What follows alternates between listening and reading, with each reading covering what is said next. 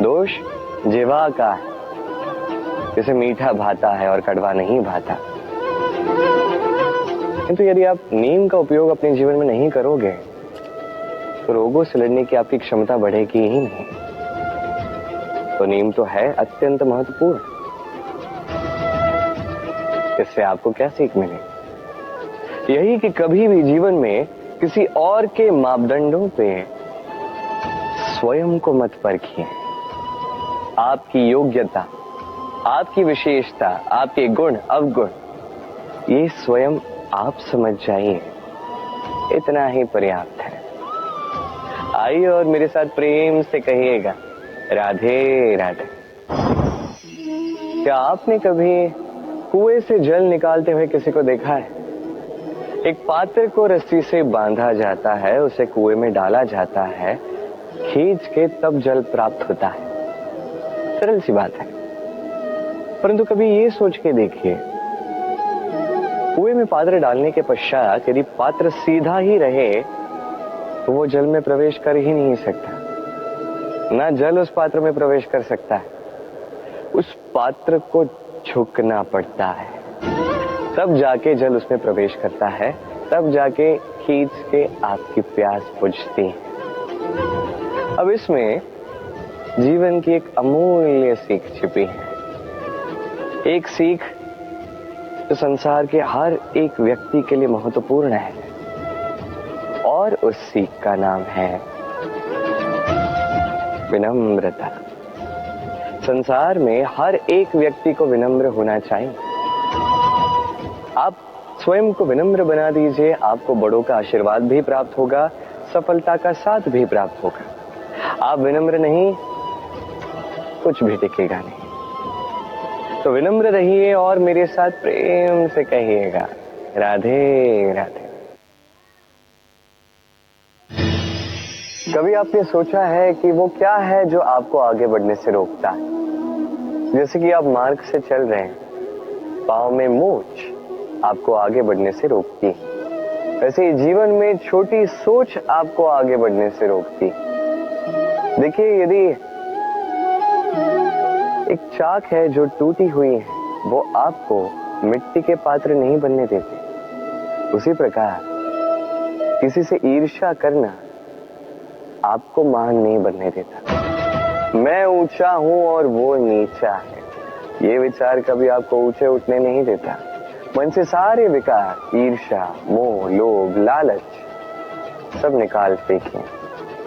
इस सोच को बड़ा कीजिए, सकारात्मकता लाई और पूर्ण समर्पण से कर्म करते जाइए। महानता और सफलता दोनों आपके कदम चूमेंगे। तो आइए और मेरे साथ प्रेम से कहिएगा, राधे राधे। जीवन में जब भी हम किसी ऐसे मार्ग पर चलना चाहते हैं जिस पर कांटे हैं, छोटे कंकड़ हैं जो चुभ सकते हैं, तो हम क्या करते हैं? हम पादुकाएं पहनते हैं और तत्पश्चात हम बड़ी सरलता से उस मार्ग से चल के जा सकते हैं। किंतु यदि पादुका और पांव के बीच कोई छोटा सा कंकड़ आके फंस जाए तो हम कोमल से कोमल मार्ग को भी नहीं पार कर सकते। कुछ समझे आप?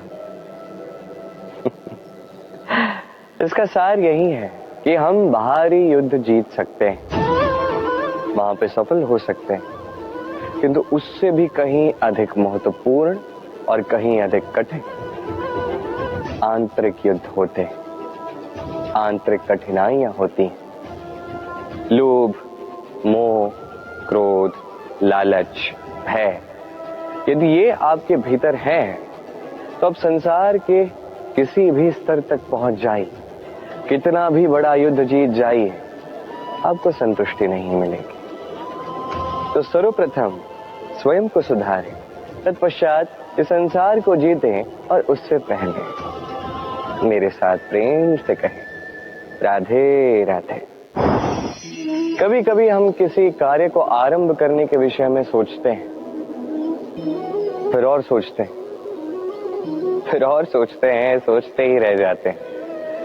देखिए, ये अनुचित नहीं कि हम किसी कार्य को आरंभ करने से पूर्व उसके विषय में सोच विचार करें, उसे समझें, ठीक है, किंतु सारा समय इसी में व्यर्थ करना उचित नहीं है। यदि आपने अधिक समय लगा दिया तो समय आपसे रुष्ट अवश्य होगा, और क्यों ना हो, आप समय को नष्ट कर रहे हैं, ये उचित नहीं। देखिए, निश्चित रूप से सोच विचार कीजिए, आकलन कीजिए, पूर्ण रूप से कीजिए, किंतु ये भी स्मरण रहे कि उस उचित समय में आपको कर्म आरंभ करना है। सोचते ही रहोगे तो कर्म आरंभ नहीं कर पाओगे। और ये समय अत्यंत बलवान, इसका सम्मान करोगे तो ये आपका साथ देगा, नहीं करोगे नहीं देगा। आइए इस समय का सम्मान करें और मेरे साथ प्रेम से कहें राधे राधे।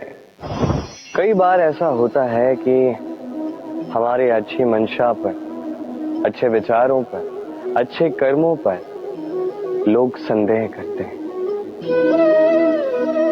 प्रश्न उठाते हैं,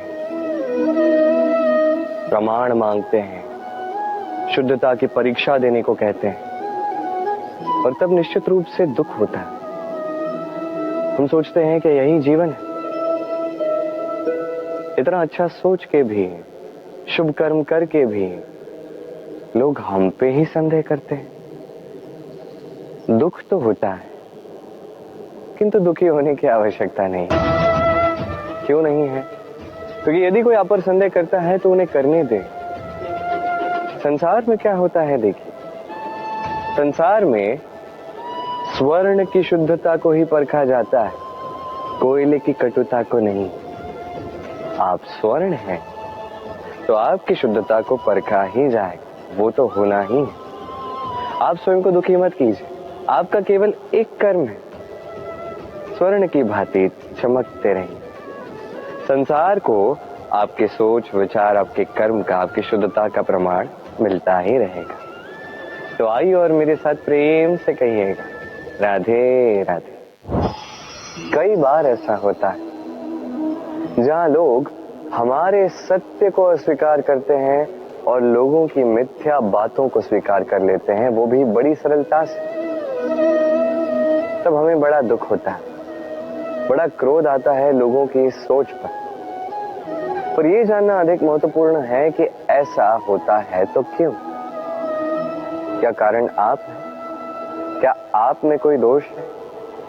कदापि नहीं। कारण ये है कि सत्य, इस सत्य का मूल्य कहीं अधिक है, इतना अधिक है कि कई बार बड़े से बड़ा धनी भी इसका मूल्य चुका नहीं सकता।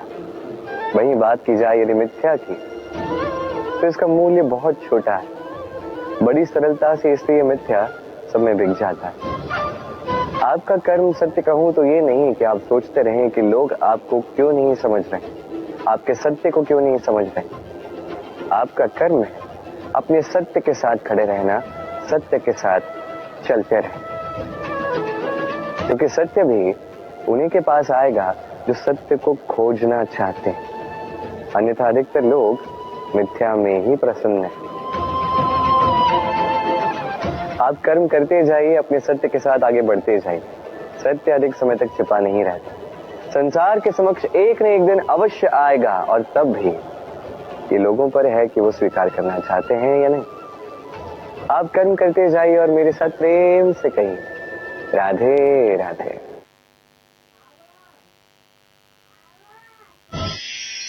संकट, समस्याएं, कठिनाइयां, ये तो हर एक के जीवन में आते हैं। अधिकतर बार ऐसा होता है कि मनुष्य के जीवन में जब कोई संकट आता है तो वो वहीं भयभीत हो जाता है, चिंतित हो जाता है, निराश हो जाता है। किंतु यदि मैं आपको सत्य बताऊं तो हमारे व्यक्तित्व के विकास के लिए, हमें लक्ष्य तक पहुंचाने के लिए ये संकट, ये समस्याएं, ये अत्यंत महत्वपूर्ण है। और इसका उदाहरण मैं नहीं, अपितु प्रकृति स्वयं देगी। अब स्वयं कभी धरती माता को देख लीजिए। धरती माता सूर्य का ताप सहती है, क्यों? ताकि धरती पर जो जल है वो वाष्प बनकर ऊपर जाए, मेघ बने और धरती पर पुनः एक बार वर्षा करे, नया जीवन दान दे।